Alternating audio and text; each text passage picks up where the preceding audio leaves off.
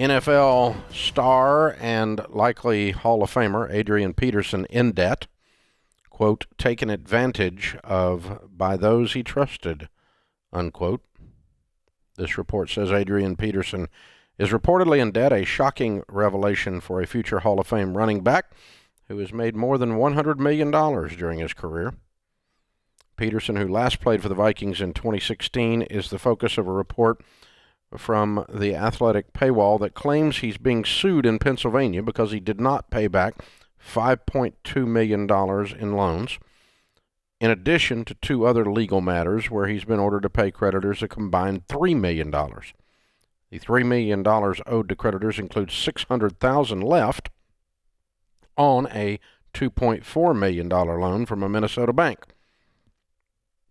In a statement to Pro Football Talk, Peterson's attorney said the truth behind Adrian Peterson's current financial situation is more than is being reported at this time, while adding it is yet another situation of an athlete trusting the wrong people and being taken advantage of by those he trusted.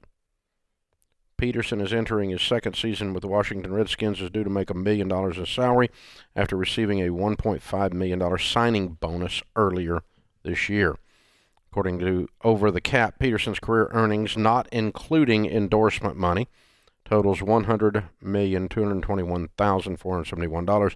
About 5 years ago, ESPN's documentary series profiled athletes who go broke despite making millions. The film highlighted a 2009 Sports Illustrated article that claimed 78% of former NFL players had gone bankrupt or were under financial stress because of bad investments, freeloaders, and ongoing medical problems. Yet another one of these stories of famous people, athletes and actors and so forth, who made $100 million and have nothing. It just breaks my heart. It's just sad. Long before Adrian Peterson entered the league, Chris Hogan and I were attempting to work with the NFL and work with the players to try to keep this from happening to them, because this has been a stereotype almost among professional athletes of all types. And there's really only two types of famous people that become rich. I know a bunch of them, like hundreds of athletes and Hollywood actor types, and certainly music people. I'm in Nashville, so I know a ton of those guys. And there's two types. They're Adrian Peterson. They have no idea what's going on. Someone else is managing everything and they lose it all. Or they're very savvy business people and they do a good job watching over their business. And they actually know what's going on. They're not trying to out-earn someone else's stupidity. They actually have a clue what's going on.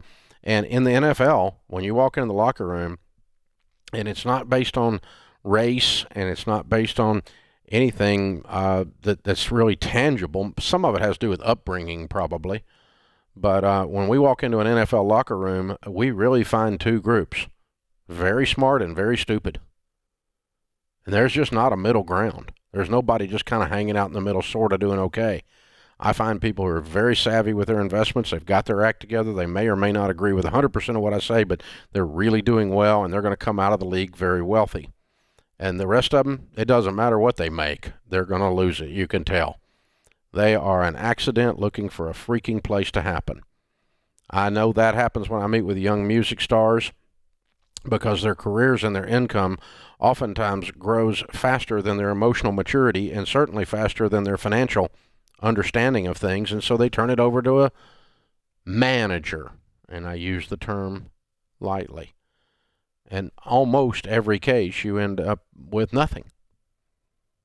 And I remember we've got permission to tell this.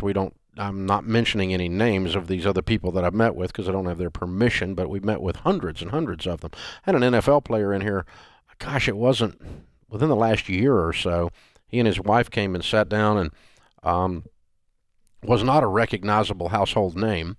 But he played on Sunday. He didn't ride the bench, and he came in, hollered at Chris. Chris knew him from somewhere, and we sat down in my conference room for just a few minutes. I had just a minute between a meeting, and he said, Dave, I'm just kind of ashamed to tell you where I am. And I'm like, well, where are you? What'd you do? How can we help? And what happened? And I'm figuring he's getting ready to tell me all the stupid butt stuff he's done, like this Adrian Peterson article.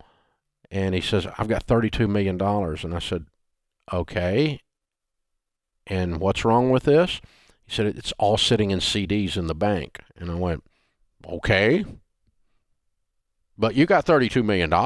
So I don't think there's anything to hang your head in shame about. You did more than almost anybody in the league does. Now we'll work with you and help you get it invested and, get you with an investment advisor, and you need to start understanding basic investments that you stay on top of.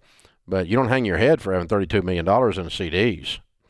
Because he just knew he should be doing something else with it. That was the only point. So here's the thing. The lesson for all of us is twofold in these Adrian Peterson stories.